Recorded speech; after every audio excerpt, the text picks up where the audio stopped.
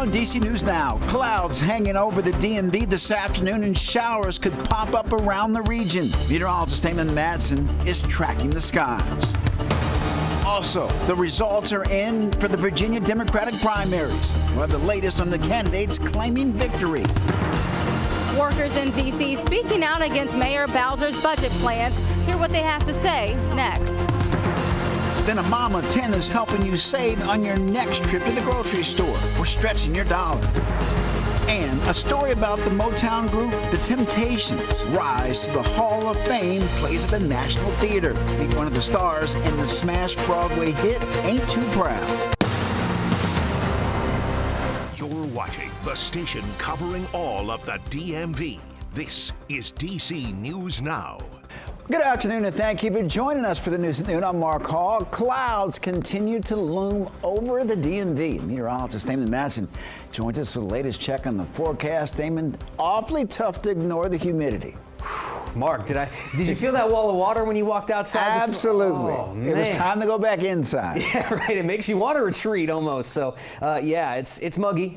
We are seeing that sun breaking out a little bit here, and things yet again could get stormy, and they likely will across much of the DMV this afternoon. Now, as we went through the night last night and also back toward last evening, much of the DMV was spared the worst, especially across Northern Virginia, D.C., Southern Maryland. Really nothing happened as we went throughout the night, but some folks got woken up by these very loud and intense thunderstorms that crossed mainly the northern half of the region. Trust me, folks, I was woken up by one of those as well around 1:30 this morning, and we saw very heavy rain and plenty of activity with those. Now, we had a bit of quiet time with some clearing here this morning, but already we're starting to see some pockets of heavier rainfall developing yet again. There's nothing back toward the district, but we do have some heavier rainfall popping up along the I-81 corridor, stretching from Stevens City through Winchester, Inwood, up to Martinsburg. Again, these don't have any lightning or thunder with them yet, but as they run into a very warm and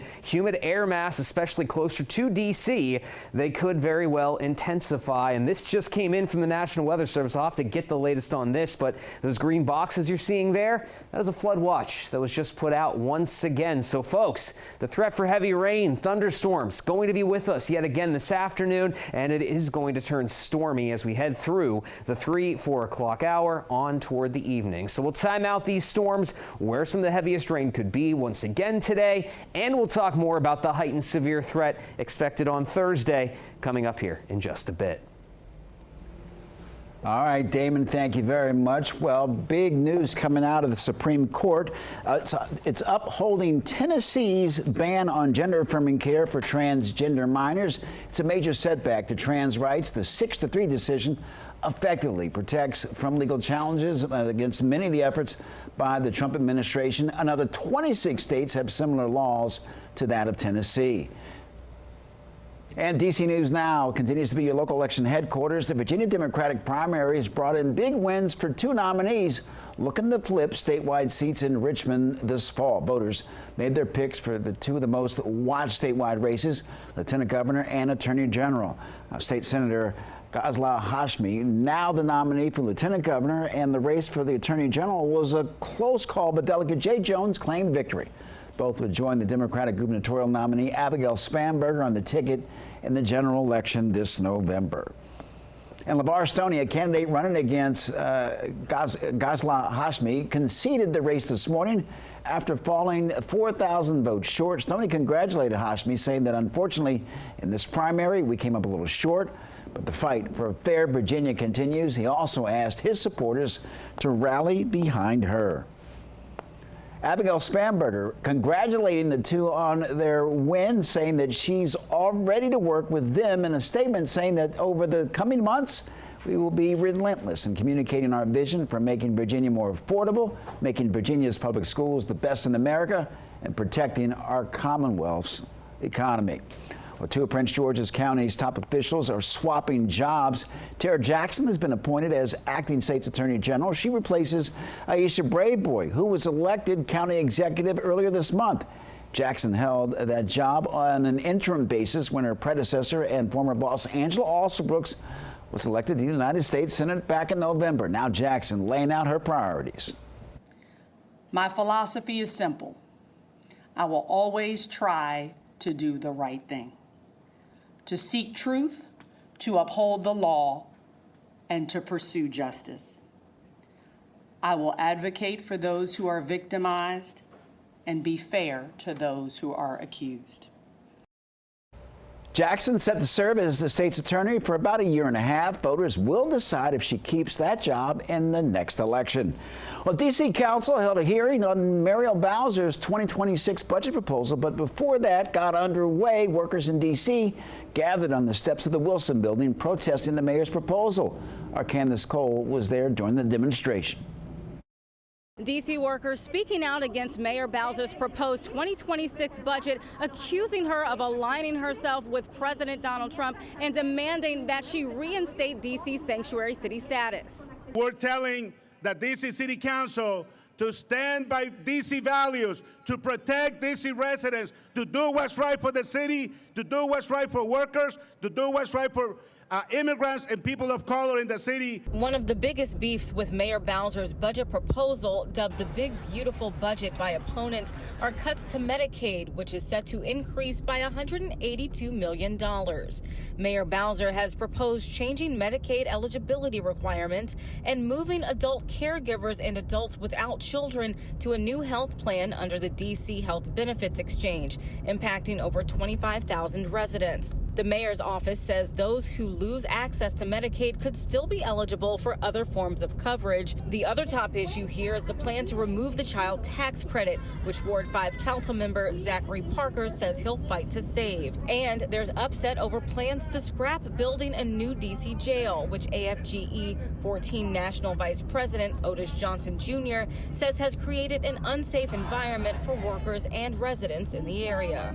We believe as labor that it's doing an injustice to the people. We're looking to be able to get the council to not pass this budget right now, to go back and look at some things. We understand that there's going to be cuts, but we need to sit down and look specifically where these cuts will come from. The D.C. City Council is expected to hold its first vote on the proposed budget on July 14th. Reporting in Northwest, Candace Cole, D.C. News Now.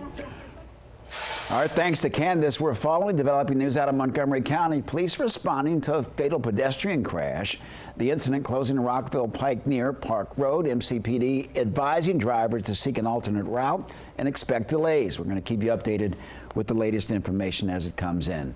In Virginia, teachers being charged with exposing themselves in a classroom. Prince William County Sheriff's Office says a resource officer made the arrest at Forest Park High School in Woodbridge on June 4th. Police said that Corey Dubik was in class when at least one student saw him expose himself and make inappropriate gestures. The students reported it to the school. Dubik is charged with 3 counts of indecent liberties by custodian. We're just 12 days away until Metro launches its Better Bus Network, and they have volunteers meeting with riders to answer their questions about the changes. Tomorrow, the Better Bus Squad will be at the Rhode Island Avenue, Congress Heights, and Pentagon Metro stations. They have maps of the new routes and will be able to walk you through how your commute will change. And the Prince George's County School District alerting families about its summer meals programs for kids. Starting June 23rd, there are 165 school sites for children and part of the summer programs to get the meal. Then from July 7th on, anyone 18 or younger can get breakfast or lunch at 16 different schools and community locations. Well, when school's out, the grocery list automatically gets longer. Now consider you're a family with 10 children. It does not, in fact, get any cheaper. DC News Now's Haley Milan has advice from a Northern Virginia mom who knows a thing or two about stretching your dollar. I am a mom of 10 kids, ages 21 to 6, and I am the camp counselor. I am the camp director for the summer. I'm the camp chef. I'm the chauffeur, I'm the bus driver. Jane Brasso, a Chantilly mom of 10, shares a painful parenthood truth. Summer break is not a break for parents. The best way I can describe having a large family is it's like hosting a birthday party every day, and the guests never leave. And meal planning is a big chunk of that work. Her weekly grocery bill?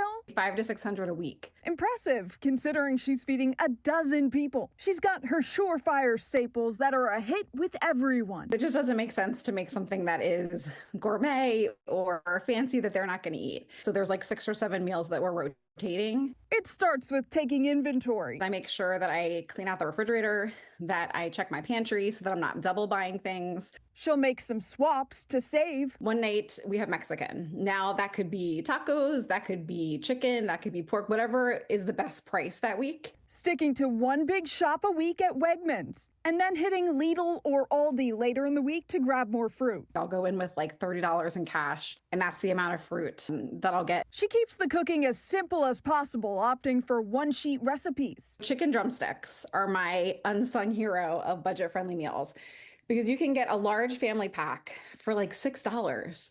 A big hit?